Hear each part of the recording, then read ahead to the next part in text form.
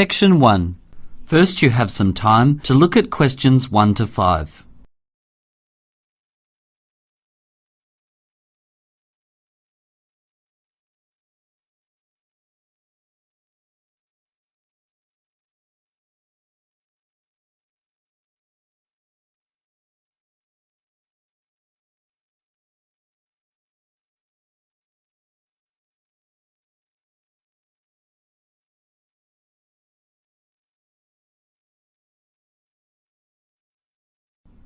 Now we begin. You should answer the questions as you listen, as the recording is not played twice. Listen carefully to the conversation and answer questions 1 to 5. Hello? Oh, hello. Can I speak to Magda, please? Yes, this is Magda here. Hi, Magda. My name's Mohammed. I'm phoning about the car advertised on the college notice board. Is it still available? Yes, it is. A few people have come to see it, but they all want newer, faster cars. That was my first question, actually. How old is the car? It's 9 years old, but it doesn't look it. That's good. And how many miles has it done? Well, the mileometer says 40,000. That seems quite low for a car of that age. I think maybe the mileometer is broken. No, I think it's because the previous owner was an old lady and she didn't use it that much. Right, great. Can I ask why you're selling the car? Yes, sure. I've just got a job in London. I can take the tube, so I don't need a car. That's great. Congratulations. Could I just check the price? The advert says £600, which seems quite a lot for an old car. Not really, when you think it hasn't done many miles. I can take £100 off the final price, but that's it, I'm afraid. Okay, that seems fair. Could I come and see the car this evening? Well, tonight's not great, but I could manage tomorrow. Fine. Shall we say around 11 a.m.? Okay. Shall I drive the car to you? That's really kind, thanks. I live on campus. We could meet in the cafe. I'll buy you a coffee to say thanks. Sure. I'll be there around 11:30. Great. See you there. You have some time to look at questions 6 to 10.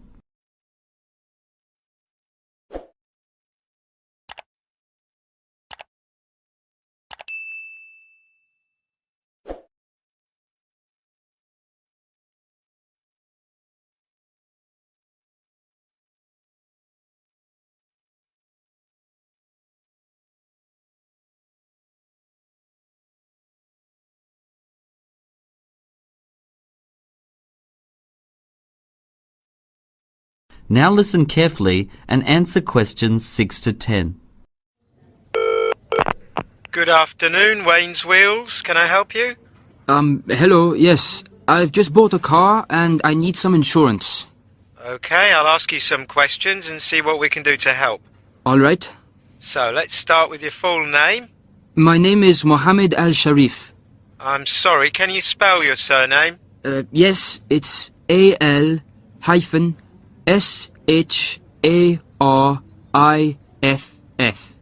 Thanks. And when were you born, Mohammed? I was born on the 21st of October, 1994. So you're 19. Great. And what sort of car have you bought? It's a Peugeot 205 diesel. Have you got the registration number? Yes, it's YL34GGB. Okay. Can I have your address? Yes, it's 78 Acacia Avenue, Stourbridge, Wolverhampton, BM56YLM. Is that ACACIA?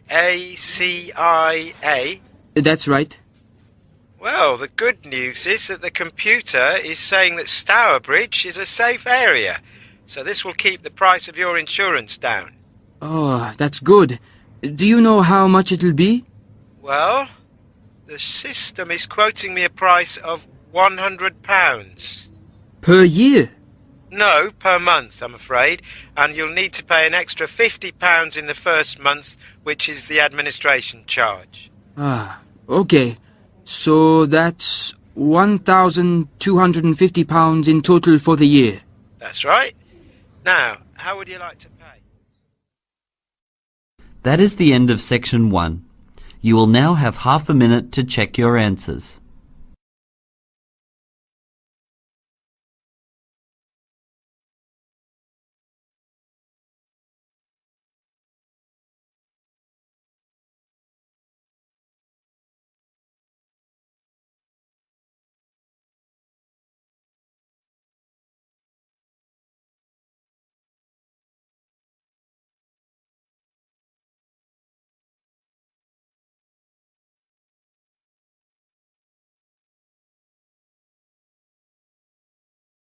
Section 2. First, you have some time to look at questions 11 to 16.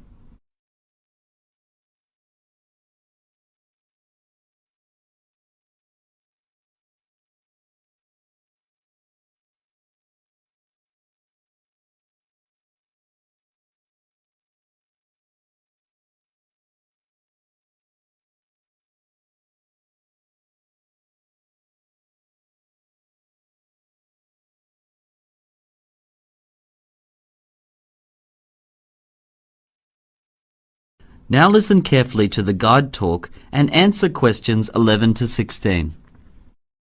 Hi there, everybody. Thank you so much for coming. In the room here today, we have students from Japan, Afghanistan, Europe, and North America. Some of you have English as your first language, but the majority don't. You all have something in common, though. Everyone here works in the field of law, and you are all here for our new blended learning course, which allows you to get the qualification you need without leaving your country or your job. So, this 2-day conference is one of only 2 chances that you will get to meet your tutors and your classmates face to face in your first year of study. The next time we meet, it'll be for a lot longer, our 3-month summer intensive course, which ends with your end-of-year exams. You'll be doing all of your online learning in our Virtual Learning Platform, or VLP for short. This is a set of online tools which help you to study and allow your work to be assessed. So, how will you use the VLP? Well, first of all, when you return to your country, you need to log on to the VLP and then download your first assignment and the reading list. Then you will need to find the books on the reading list. Some of the books will be available to download from the VLP, but you may have to buy some on the internet. While you are studying for your first assignment, if you have any questions, please feel free to write your tutor an email. If you'd prefer, you can arrange to have a phone conversation with your tutor instead. If you've asked your tutor for help and you don't want to contact them again, you can try the student forum. There will be lots of other students who will be happy to help. After you've submitted your first assignment, you can expect to wait about a week before your tutor uploads your grade onto the VLP. You now have some time to look at questions 17 to 20.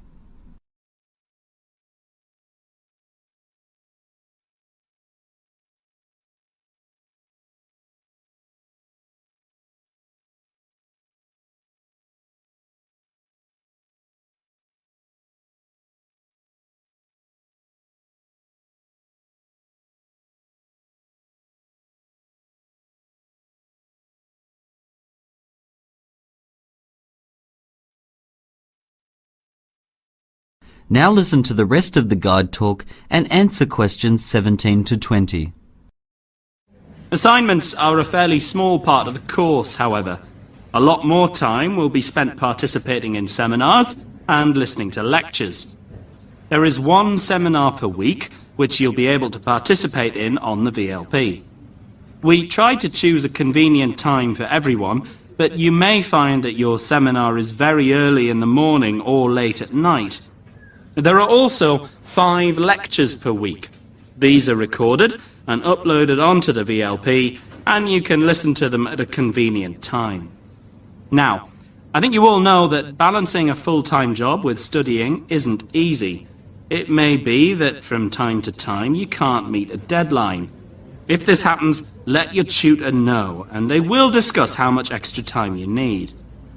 There's also the option, in the most serious cases, to extend your degree, to give you another year of study time. We don't encourage you to do this. However, it is an option, and we can discuss it with you if necessary. So that brings me to the end of my talk. Has anybody got any questions? I know it's a lot to take in, so please don't hesitate to ask. That is the end of section 2. You will now have half a minute to check your answers.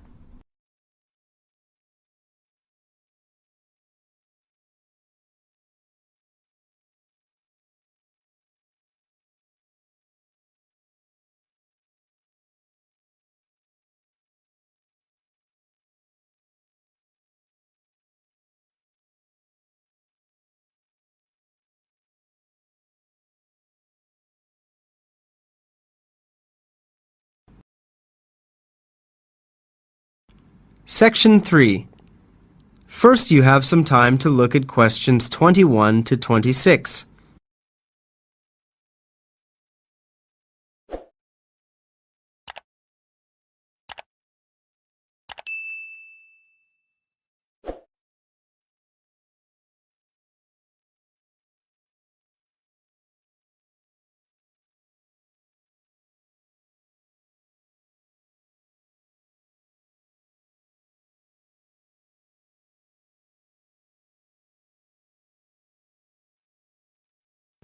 Now listen carefully and answer questions 21 to 26. Morning, Jane. Thanks for coming to see me. Take a seat. Thank you, Dr. Coulson. Now, you're probably wondering why I wanted to talk to you. Well, yes, it has been worrying me a bit. No need to worry. I just wanted to have a chat about your progress this term and, in particular, discuss your research project. Okay. So, I should start by saying that you're a very active member of the seminar group. You've always prepared well for the seminars by reading around the subject, which is good. Thank you. I find the seminars very interesting. I try to listen to the group's ideas as well. Yes, you are very good at listening, but I feel that you accept the ideas suggested in the group a little too easily. I'm sorry, I'm not sure what you mean. Well, do you remember the lecture on critical thinking I gave? Yes, I think so. It was all about asking questions. Well, that's partly right, but it's the type of questions you ask that is important. For example, if one of the people in your group expresses an idea, you need to ask yourself what evidence there is to support this idea. Okay, I'll try to do that. You mentioned my research project as well? Yes, it's actually connected to the idea of critical thinking. I'm a little concerned that the essay makes some statements which I'm not sure your research completely proves. For example, you make the claim that people who have difficulty with their speech probably had an accident when they were young. Yes, that's because my case study had a very bad car accident as a child, and since then he has not been able to speak properly. OK, that's interesting. But I think you need a greater quantity of data to support your findings. You now have some time to look at questions 27 to 30.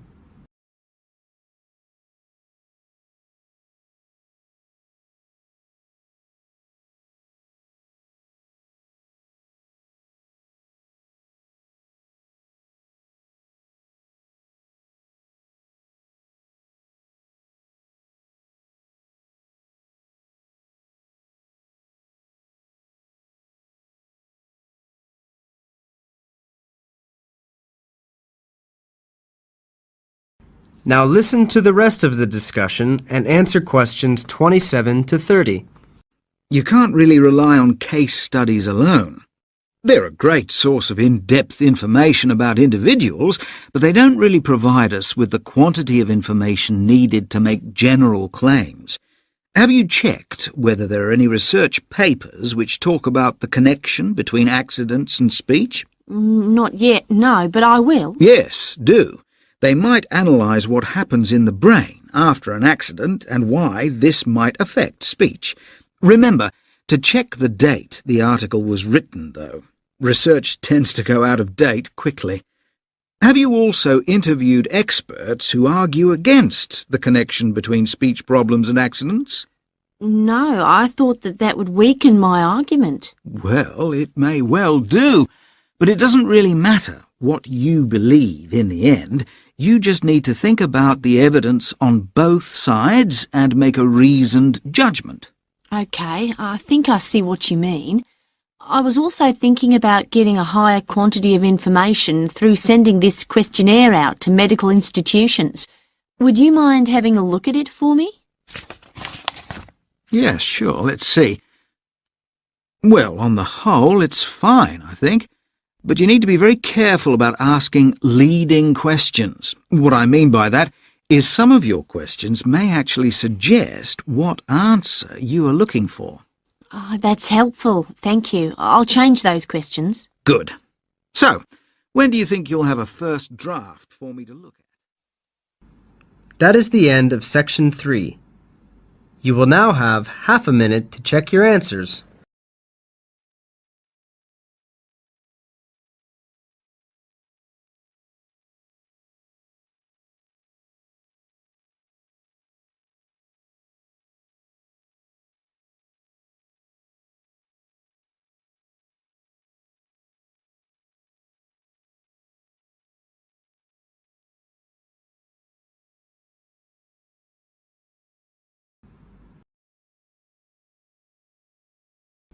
Section 4.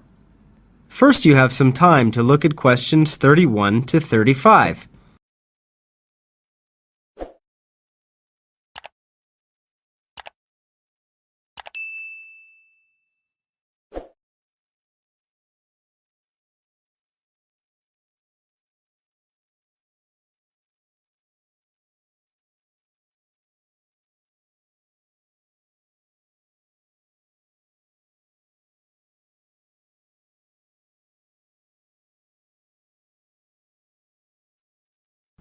Now listen carefully and answer questions 31 to 35.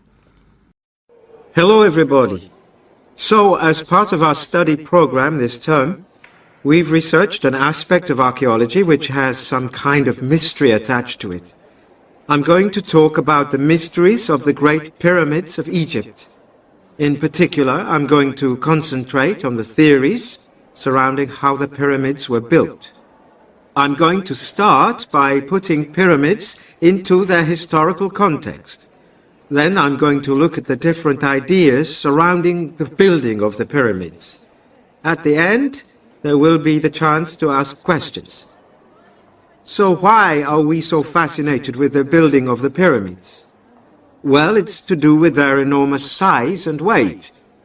The Great Pyramid of Khufu, for example, at Giza in Egypt, has a mass of 5.9 million tons, and it is around 146 meters tall. Approximately 2.3 million stone blocks were used to build it. Today's architects would have difficulties building a pyramid of this size and weight in the middle of a desert, even with the help of powered machinery. For the architects of 2550 BC, who didn't have modern technology to help them, building a pyramid must have been almost impossible. There's no doubt that they had a big workforce. During the 80 years of building this pyramid, between 20,000 and 30,000 workers helped with its construction. However, this doesn't explain how workers could lift and move a stone block which weighed over 2 tons.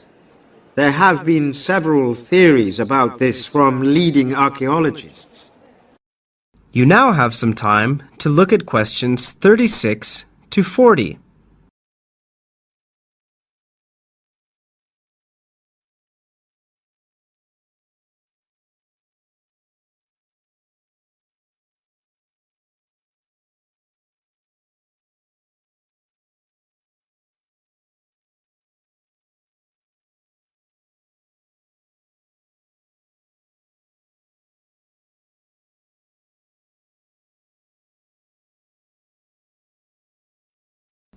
Now listen to the rest of the lecture and answer questions 36 to 40. One common theory states that a straight ramp or slope was built outside the pyramid and workers could walk up the ramp pulling the stone block. This diagram at the top illustrates the theory. As you can see, one problem is the size of the ramp. In order to get it to reach right to the top of the pyramid, the ramp would have to be around 1 kilometer long. There wasn't the space for this sort of ramp. Pyramids were built on a high platform with other buildings around them, as shown in the diagram. This second diagram shows another theory which has been suggested by French architect Jean-Pierre Houdin. Houdin believes that a shorter 60-meter-long ramp was used on the outside of the pyramid. Workers would pull the stone blocks up the ramp in order to build the base of the pyramid. As the bottom of the pyramid was being built using the external ramp, a second ramp was being built inside the pyramid. The internal ramp begins at the bottom, is about 6 feet wide, and is much less steep than a large external straight ramp would be. So, I've outlined two of the main theories associated with the building of the pyramids. I personally think that Houdin's theory is the most believable. However, I'd like to know your opinions. Would anyone like to say what they think or ask a question? That is the end of section 4. You will now have half a minute to check your answers.